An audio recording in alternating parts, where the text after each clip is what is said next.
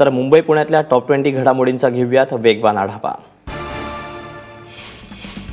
ठाण्यात पोहण्यासाठी गेलेल्या 2 मुलांचा बुडून मृत्यू झालाय। वागळे इस्टेटमधल्या रायलादेवी तलावात ही दुर्दैवी घटना घडली। यश खरात आणि प्रज्ञेश शिंदे अशी मृत्यू पावलेल्या दोन्ही मुलांची नावे आहेत। हे दोघेही मुलुंडच्या अशोकनगर परिसरात राहत होते। दोघेही मुलं बुडाल्याचं समजताच त्यांना सिव्हिल रुग्णालयात दाखल करण्यात आलं, मात्र उपचारादरम्यान या दोघांचाही मृत्यू झाला। मुलगा आणि सुनेच्या जाचाला कंटाळून एका ज्येष्ठ नागरिकानं आत्महत्या केल्याची घटना विरारमध्ये घडली आहे। आत्महत्या केलेल्या व्यक्तीचं नाव बाबूनानजी गोहिल असं आहे। त्यांनी टोटले तलावावरील स्कायवॉकवरून उडी मारून आत्महत्या केली। बाबूनानजी गोहिल यांनी मृत्यूपूर्वी लिहून ठेवलेल्या चिठ्ठीवरून 6 जणांविरोधात गुन्हा दाखल करण्यात आलाय। त्यांनी आपला मुलगा आणि सुनेला 7 लाख रुपये दिले होते, मात्र ते पैसे देत नव्हते, तसंच त्यांच्याकडून मानसिक त्रासही सुरू होता असं त्यांनी आपल्या चिठ्ठीत लिहून ठेवलंय।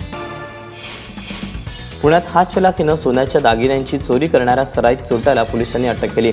कात्रजमधील आंबेगाव परिसरात आज सकाळी ही कारवाई करण्यात आली। सुरेश परमार असं आरोपीचं नाव असून त्याला भारतीय विद्यापीठ पोलिसांनी अटक केली।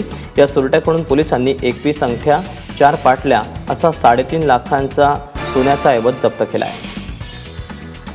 पुण्याच्या खडकी पोलीस स्टेशनच्या कोठडीतून खुनाच्या आरोपीनं पळ काढला। शिराज अल्लाउद्दीन अमीर कुरेशी असे आरोपीचं नाव असून त्यानं पहाटे 3:30 वाजताच्या सुमारास कोठडीचा गज कापून पळ काढला। 31 मार्चला योगीराज खंडाळ या तरुणाची 12 जणांनी हत्या केली होती।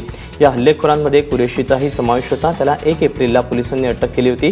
न्यायालयानं कुरेशीला 10 एप्रिलपर्यंत पोलीस कोठडी सुनावली आहे, त्यामुळे कुरेशीला शोधण्याचं आवाहन पोलिसांसमोर आहे। ठाणे जिल्ह्याचे अतिरिक्त जिल्हाधिकारी प्रवीण शिंदे यांचं हृदयविकाराच्या झटक्यानं निधन झालं। नवी मुंबईतल्या नेरूळच्या स्मशानभूमीत त्यांच्यावर अंत्यसंस्कार करण्यात आले। धडाकेबाज निर्णयासाठी त्यांना ओळखलं जातं। गेल्या काही दिवसांपासून कल्याणमधील वाळू माफियांविरोधात त्यांनी मोहीम उघडली होती। डोंबिवलीनंतर आता कल्याणमध्येही प्लॅस्टिकच्या अंड्यांची विक्री होत असल्याचा आरोप होतोय। कल्याणच्या दहिसर गावात राहणारे मदन नायकवडी यांनी एका दुकानातून 3 अंडी विकत घेतली होती। घरी येऊन ती फोडल्यानंतर एका अंड्यात प्लॅस्टिक सदृश्य पदार्थाचा थर दिसून आल्याचं नायकवडी यांचं म्हणणं आहे। तसंच या अंड्यापासून केलेल्या ऑमलेटची चव आणि वासही वेगळा आला असून अशा प्लॅस्टिकच्या अंड्यांची विक्री जी होते त्याची चौकशी करावी अशी मागणी नायकवडी यांनी केली आहे। पिंपरी चिंचवडमध्ये शेतकरी कर्जमाफीसाठी स्वाक्षरी मोहीम घेण्यात आली। अखिल भारतीय छावा संघटनेकडून भोसरीमध्ये स्वाक्षरी मोहिमेचं आयोजन करण्यात आलं। सकाळी 10 ते दुपारी 4च्या दरम्यान या मोहिमेला नागरिकांकडूनही चांगला प्रतिसाद मिळाला। एकंदरीत स्वाक्षरी मोहिमेद्वारे कर्जमाफीसाठी सरकारचं लक्ष वेधण्याचा प्रयत्न करण्यात आला।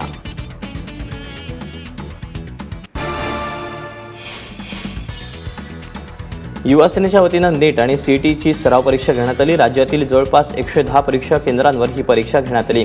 या सराव परीक्षेत 9,000 विद्यार्थ्यांनी ऑनलाईन तर 15,000 विद्यार्थ्यांनी ऑफलाईन नोंदणी केली होती। नीट आणि सीईटी परीक्षेची मनात असलेली भीती दूर करण्यासाठी युवा सेनेनं याचं आयोजन केलं होतं। यावेळी परीक्षेदरम्यान आदित्य ठाकरेंनी वांद्र्याच्या राजे संभाजी शाळेच्या परीक्षा केंद्राला जाऊन भेट दिली।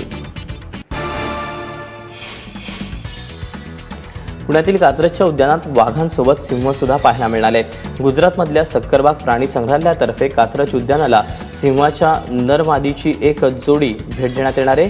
यातल्या सिंहाचं नाव हे तेजस आहे तर मादीचं नाव सुबी आहे। हे दोघंही प्राणी संग्रहालयात चांगले रमल्यानं आता पुणेकरांना त्यांचं दर्शन घेता येणार आहे। या सिंहाच्या जोडीचा महिन्याचा खर्च 25 ते 30 हजार इतका आहे, त्यामुळे कात्रजच्या उद्यानात नागरिकांचीही गर्दी पाहायला मिळते।